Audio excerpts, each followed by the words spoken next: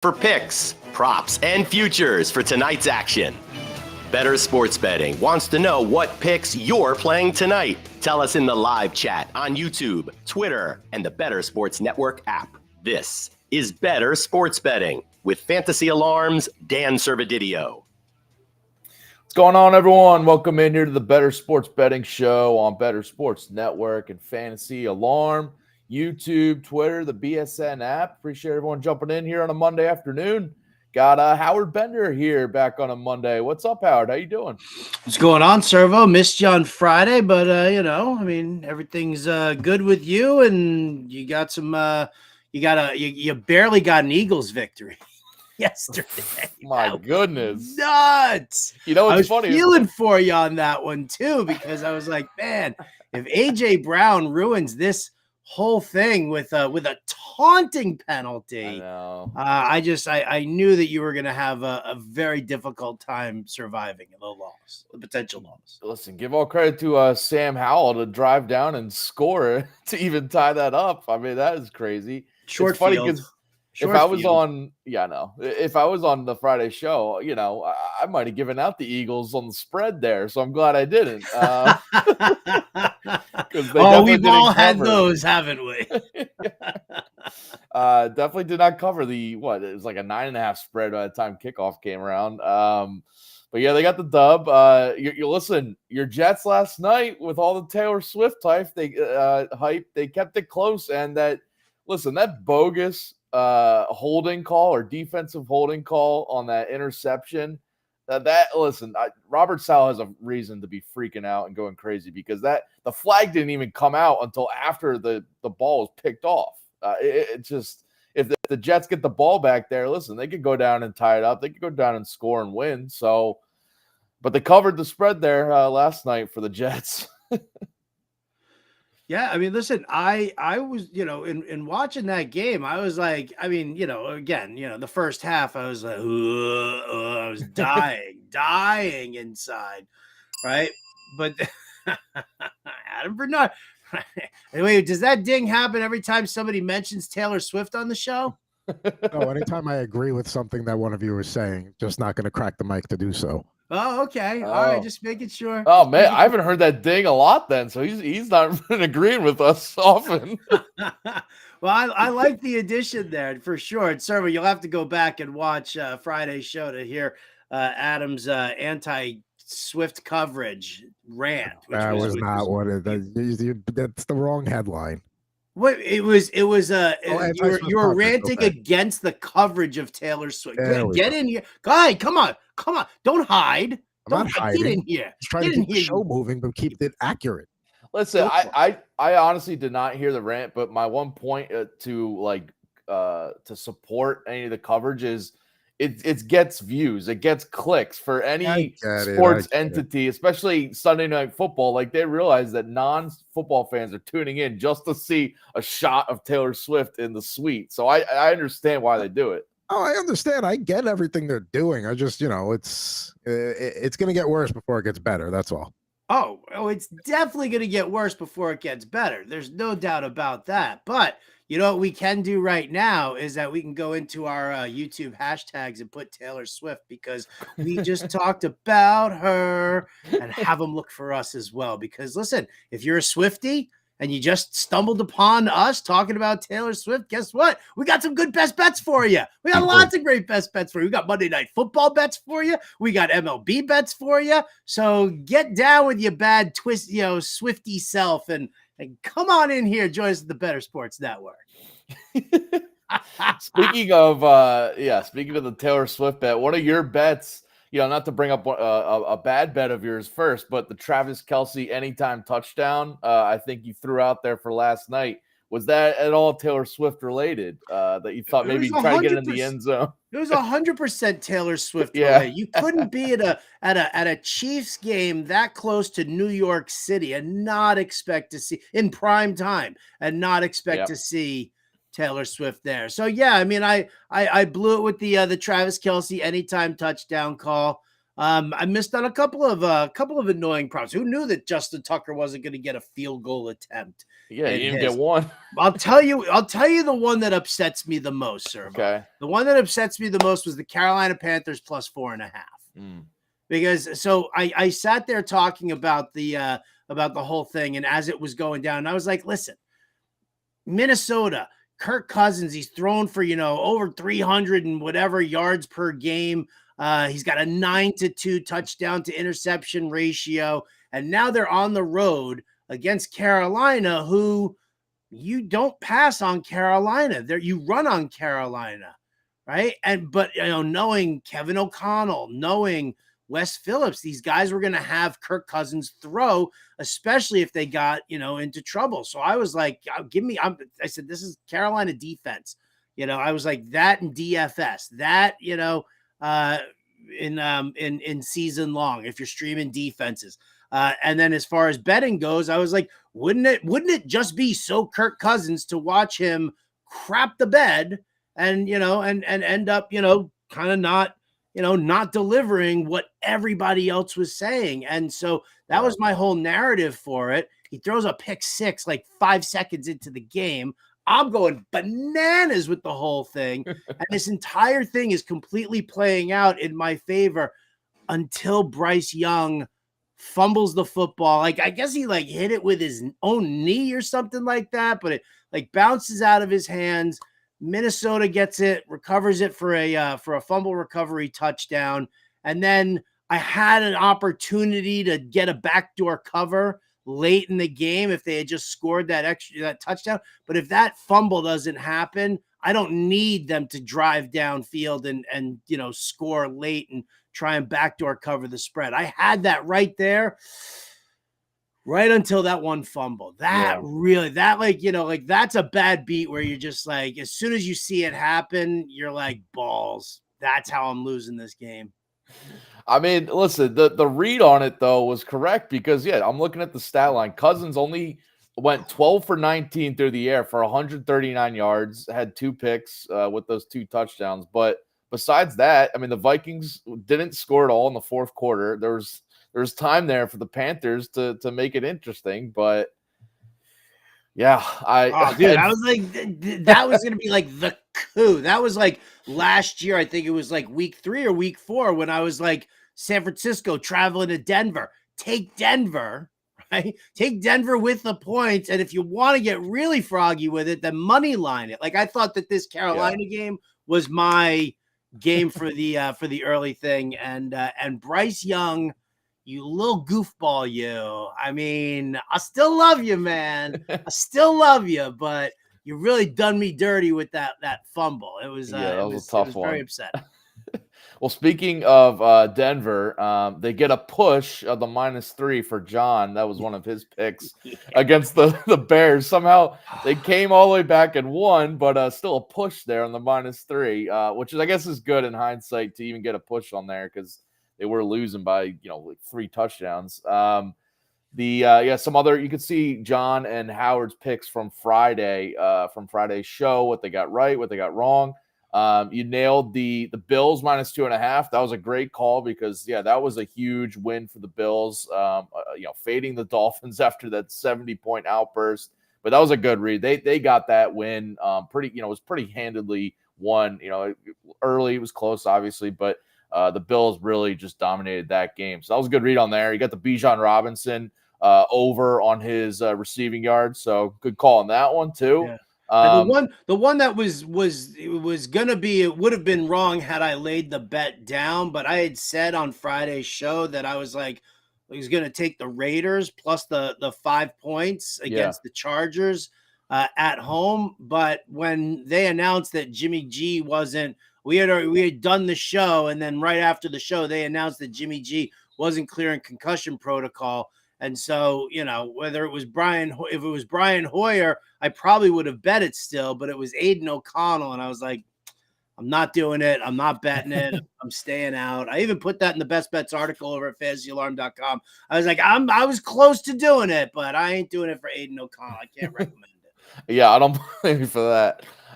You split on your Cortland Sutton props, but you hit another. Every week, man, you're hitting these touchdown calls. You hit Cortland Sutton touchdown, anytime touchdown plus 130 on DraftKings. So there you go with that. He missed his receiving yards, but I'll blame that on Russell Wilson and the Broncos offense. It was such a weird game. I mean, Yeah. I don't know what was going on with that one. I mean, yeah, we already talked. I don't even know. I mean, I knew that Justin Fields wasn't going to be a turd the entire year. But I didn't realize, like, to me, in all honesty, I think it's so much more an indictment on how bad Denver's defense is and how maybe everybody's overrating Vance Joseph as a defensive coordinator, because I mean, you drop 70 points there, and then the Bears start curb stomping you.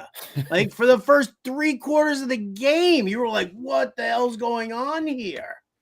Shout out to Cheyenne Bailey, who was like all in on that Bears money line. She's a huge Bears fan, but sorry, hon, that was should have been a win. They done you dirty too. Like, as bad as Denver's defense is, apparently Chicago's is worse.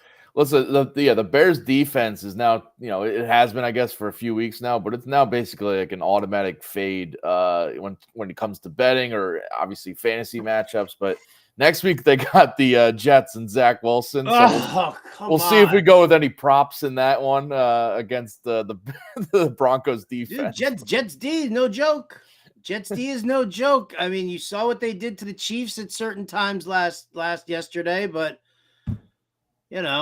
I don't know, man. We'll see if their offense can take advantage. Yeah, we'll see if their offense could take advantage of that matchup. Shout out to John and Pemba filling in for me on Friday because he had some wins. He had the Houston Texans +3, and they won outright in that one against the Steelers.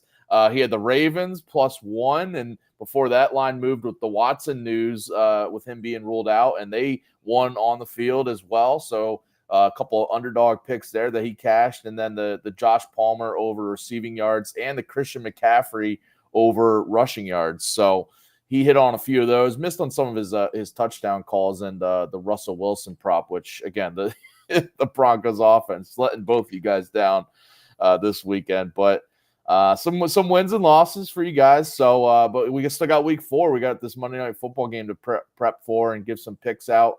We got Smokey the Cat commenting here on YouTube saying, sorry, Howard won't be able to send out that cigar. That parlay did not hit. Was that from Friday's show that he shot out a parlay? Smokey had like a big ass parlay. I mean, they were like, I don't even know. There were probably like 12 legs to it, I think. It wasn't a parlay, it was a centipede. It was crazy how many legs we saw there. Tough break, Smokey, man. I was pulling for you, though. You know it. That's a great line. I've never heard that. A 12-leg parlay is a centipede. It's a good one. Thank you. Unfortunately, it wasn't centipede. It was not come on. No, too much. Did I push it? Yeah. All right, let's turn our focus to Monday Night Football. And if you guys have any of your own bets or picks you want to throw in the chat here, what you guys are laying tonight, definitely throw it in the chat and let us know and see where you guys, maybe we're lined up on a couple here. And by the way, we are gamifying Monday Night Football on the BettorCast app. So join the BettorCast app for free right now for the Seattle Seahawks versus New York Giants game tonight, 8:15 p.m. Eastern. Predict what will happen, test your NFL knowledge. You chat with our community about all the big plays, the top performers, and busts in real time.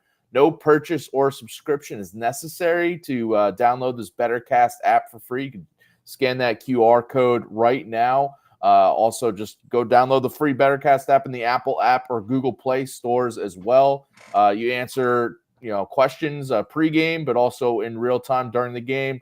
The more you answer correctly, the more you win. The more tickets you win. You redeem those tickets for authentic NFL signed gear and collectibles. Must be at least 18 years old to play. So, yeah, BettorCast app for this Monday Night Football game. We got the Seahawks and the Giants to round out week 4. Seahawks are favored here on the spread, -2. It's actually going in their way a little bit more, -2.5 at some sports books. The over-under at 47.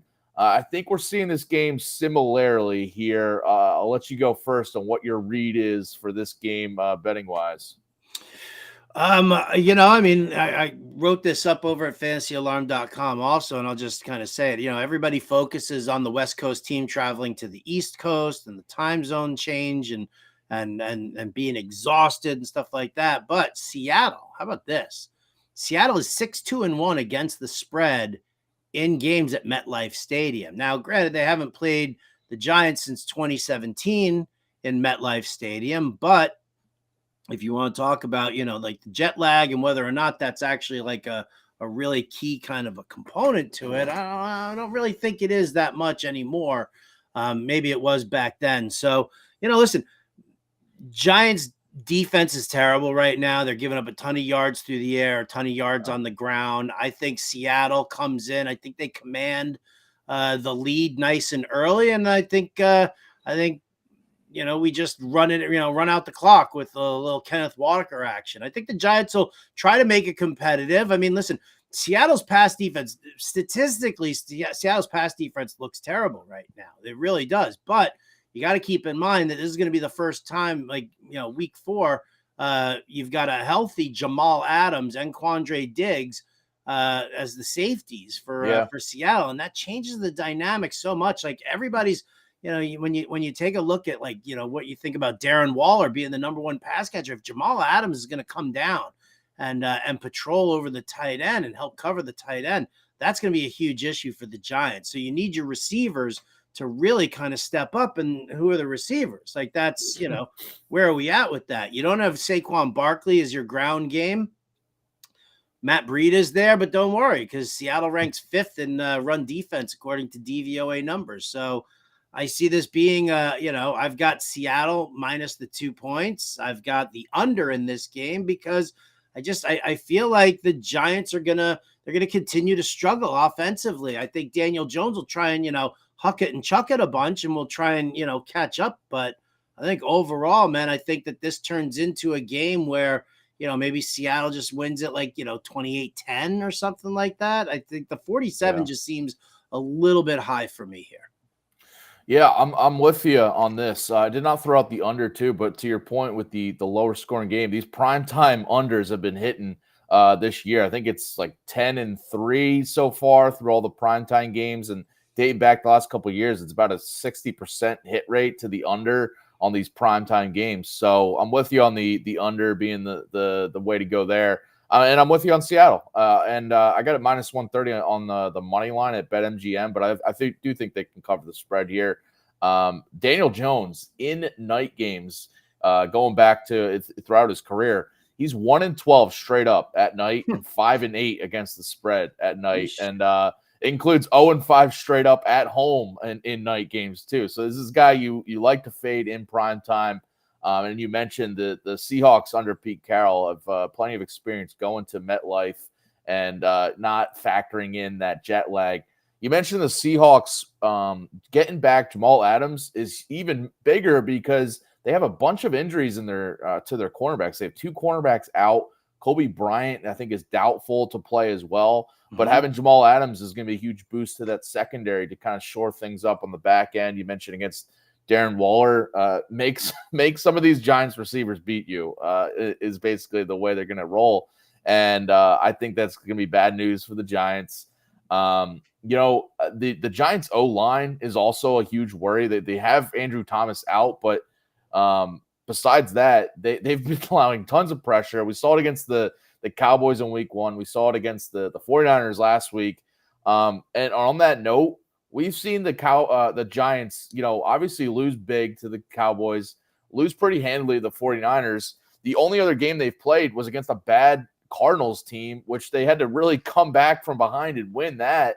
I just think that their quality and overall, combination of talent on this team is just a step behind the Seahawks, who, have an impressive road win against the Lions a couple of weeks ago, beat Carolina at home last week by 10. But I think that Seattle is just a tier above the Giants at this point. And I'm not really scared about the Seahawks injuries in their secondary because Jamal Adams coming back. So I'm with you on the Seahawks getting this win, and I think it's telling that the Giants opened as favorites in this, but the line is flipped over to the Seahawks, and I'm following that too. And it's even moving more. I mentioned it's about 2.5 now on the spread. It's moving more in the Seahawks direction. I think there's a reason for that. This should be a Seahawks win, and your score prediction of 28-10 is probably spot on because I don't see the Giants offense having a ton of success here.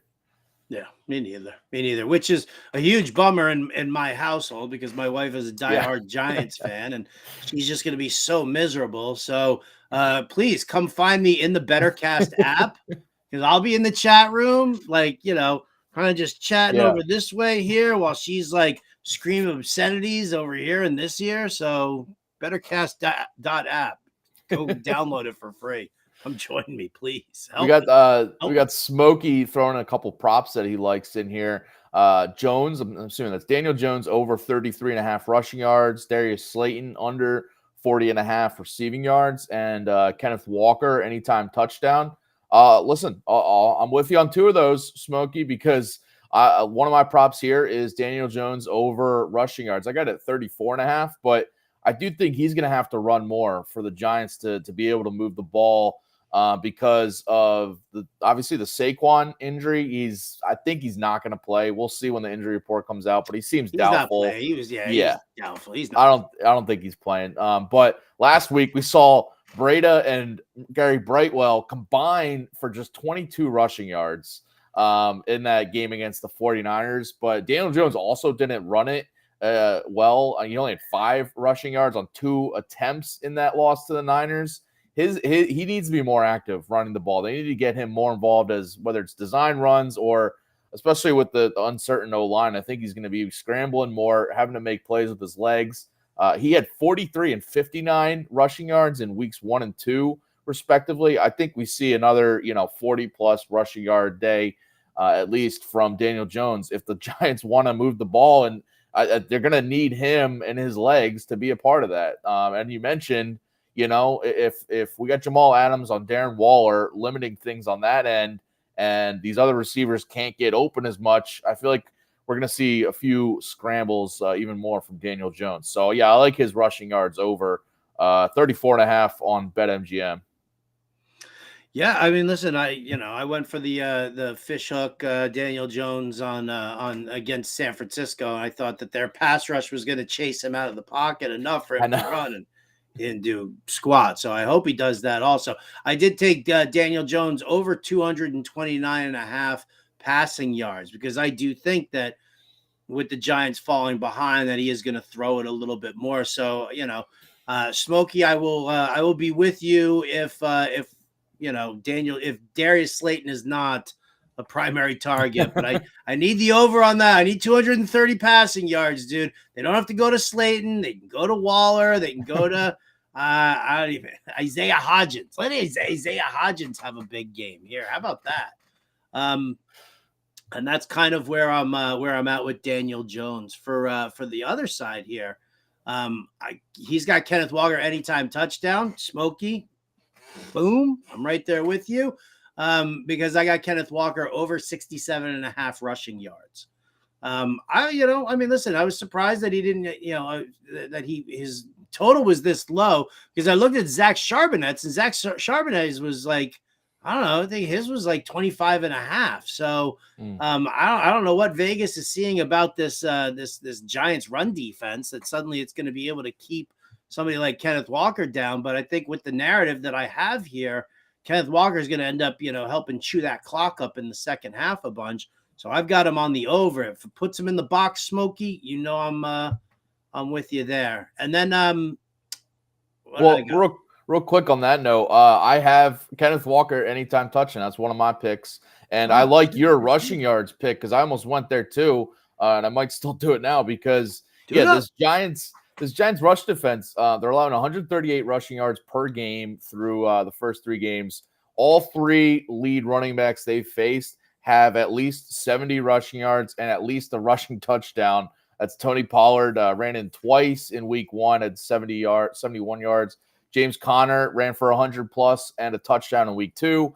And then Christian McCaffrey had, I think, 85 rushing yards, 100-plus total yards, and a score on the ground last week. So I like your Walker rushing yards, but I think he gets in the end zone. This guy, he scored twice in back-to-back games now coming into tonight. So I think he gets in the end zone. I know Charbonnet's been getting some more work, but I am, if you look at it and kind of like the red zone touches, Walker's still the guy when they get down close over Charbonnet. So I think he gets into the end zone again here. And I do think his rushing yards line is a little too low. It should be probably above 70.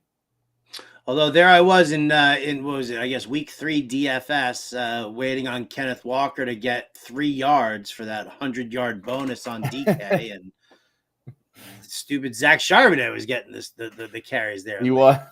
Yeah. Whatever. I mean, listen, Walker was already at 97 yards anyway, so I mean, he got his. he flushed out that prop for us anyway, so we were good about that. But last prop I've got for the Monday Night Football game is Tyler Lockett under 4.5 receptions. Again, this is not to me. This is not a game where Seattle is going to have to throw the ball. Or at least that's my narrative of it. And you look, I mean, last 2 out of the 3 games, Lockett has gone under this number. The one game that he went over was like this competitive back and forth against Detroit. I think it was like a 37-31 game. So, Lockett can get 3 or 4 catches and be fine and still, be productive. But I just don't see this being as a heavy throwing narrative for Seattle. So I'll take the under on the 4.5. Yeah, listen, all your props have been kind of in line with the similar game flow. I think we both see this with if the Seahawks have a lead and are, leaning on the run game with Kenneth Walker, that helps your Walker prop. We got Daniel Jones throwing more in catch-up if they're trailing, and Seahawks not throwing as much with Tyler Lockett, probably getting less targets overall. So, yeah, I think that the overall we're seeing this game similarly, which could either be good or bad. But I think we're in line. We're not loading up on the same bets, though. No, that's we aren't, the thing. I think that's a good sign. Are you betting Seattle and Seattle minus the points? Are you betting? You said you like the under, but you were going with Seattle's money line. Is that where you're staying? Like instead of piggybacking and mushing my bets? Well, I like the money. These little spreads, like the -2, just scares me. I could see it being like a 1-point win, and then all of a sudden the spread doesn't cash. But I'd rather pay a little bit more and get the money line and just root for an overall Seahawks win. But I think there's a reason the spread is moving in the direction too, because I do think it could be, full touchdown or more win here for the Seahawks. So we're all betting against Howard's love life. That's what it all comes down to here. Every prop, every bet, no problem. It's just Howard ain't getting any tonight. So I'm sorry. Both the New York teams are just not on par this year so far. Thank you so much. Smokey chiming in saying that the Jones rushing yards line jumped to 37.5. Ooh, move lines here, I guess. There you go. I mean, that's in both your guys' favor, big time for him. That's an extra 3 yards that you don't have to worry about. That is pretty crazy. I mean, yeah, I do think I'd still take the over. I do think you can get like 40+ rushing yards here. So I would Pigs look at get fat, hogs get slaughtered. Well, your alt lines, 40+ rushing yards. I would look at that. Dan.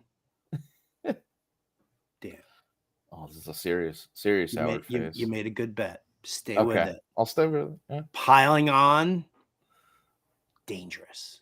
Very dangerous. Don't pile on. If you feel good about a lean, though, what you can use some alt lines to your advantage, right? Keep talking yourself into that, man. Go ahead. Yeah, he's gonna have like 3 rushing yards again tonight. Go ahead. I mean, no. I'll tell you what. You got your bet. Your bet's already in there, but on 40 yards, I'll take the under. Okay. Against you.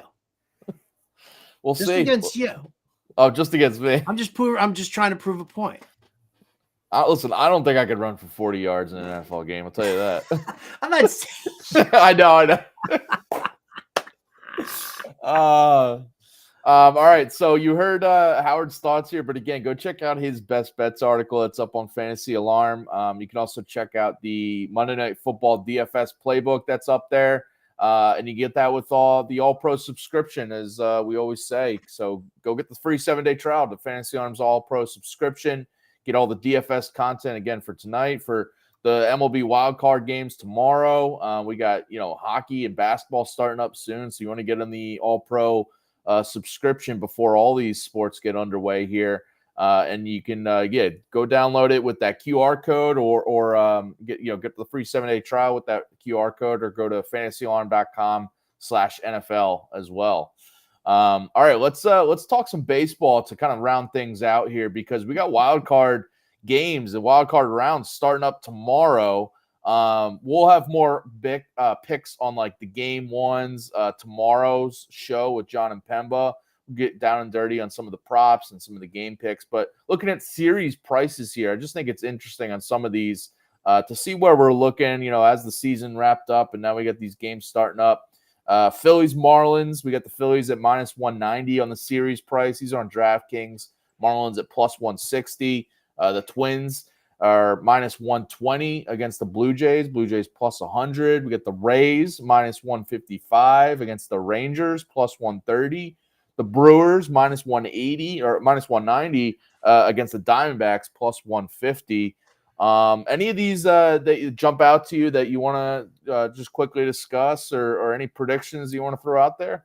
I mean, I think everything is where it is, and in the National League, I was hoping that the Marlins would end up traveling to Milwaukee. I was kind of more in on that, but I think that the American League series are actually both wide open, and I would bet the Rangers at +130 to win this series, and I would bet the Jays at +100 to win the series. I don't think either favorite is really, that outstanding. Yeah, Tampa Bay is a good, solid team, but the Rangers, it was crappy the way their pitching let them down at the end, losing, trading for Scherzer and losing him, paying all that money to DeGrom and losing him. But you know what? They've dealt with the adversity throughout the entire season, and while they lost their division lead, I still think that they was they're a great team. They really are a great team, offensively speaking. So for them to go up against the Rays pitching and possibly be able to just kind of best them in a 2 out of 3, I'm okay with that right now. At least it's not a 1-game playoff, right? At least it's we do the 3-game actual series now. I'm on the other side of that Rays Rangers. I like the Rays to win that. I'm just down on the Rangers because you mentioned, so they just lost Scherzer again. Eovaldi has come back to their rotation, but he has struggled. He has a 9.30 ERA in the month of September, just a completely different pitcher than he was before his injury, which is just going into the playoffs. They only have one good starter in Jordan Montgomery, and outside of that, they also lost John Gray to injury. He's hurt.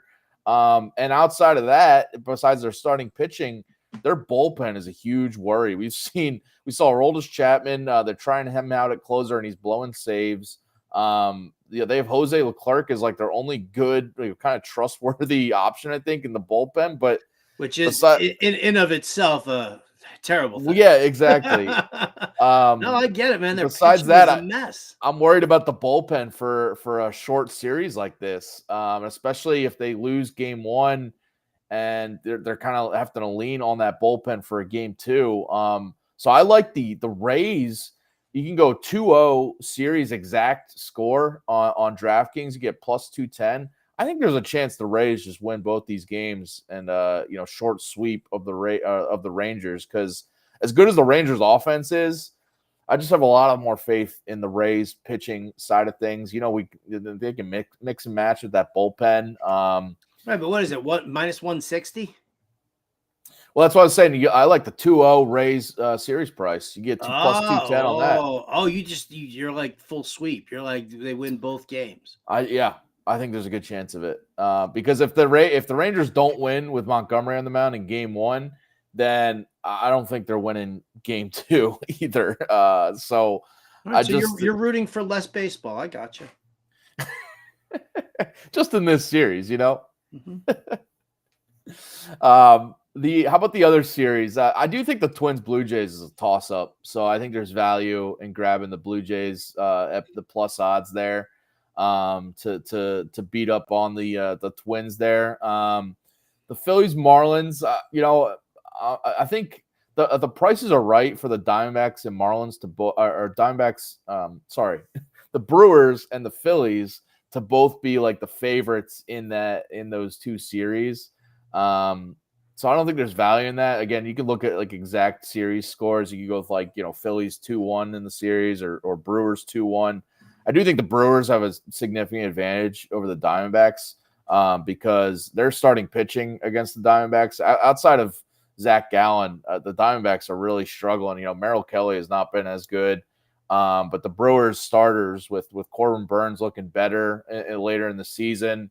And then the Diamondbacks offense, you kind of look over the past month, they've been in like the bottom tier of the league. They're another team that just they limped into the playoffs. I think they lost like 3 or 4 to the Astros to even get into the wild card spot. So I think I'm on the Brewers in that. I would also look at if you want to look at 2-1 series price or 2-0, I think the Brewers have a significant advantage, especially with their bullpen too, being over the Diamondbacks.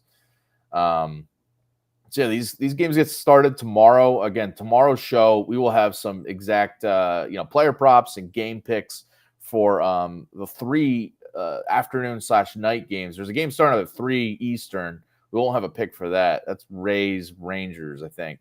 But the other 3. Give me the Rangers on the money line. Give me the Rays. Give me the Rays.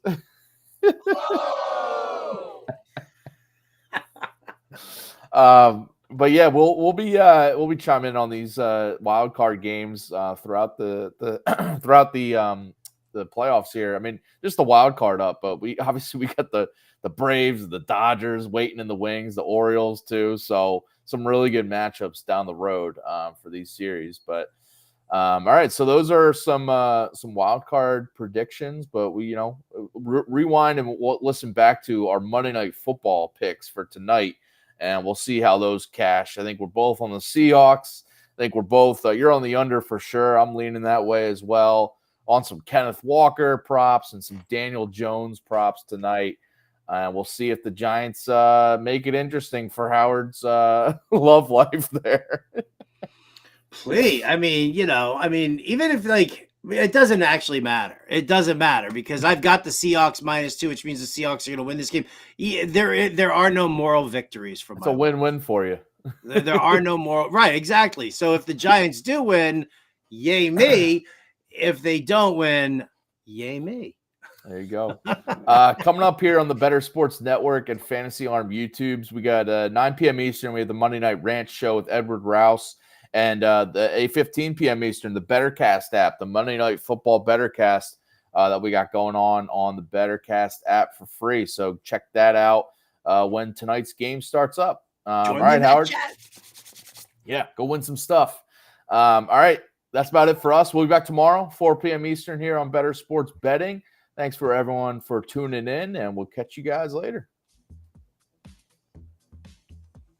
Bettor Sports Betting on the Bettor Sports Network.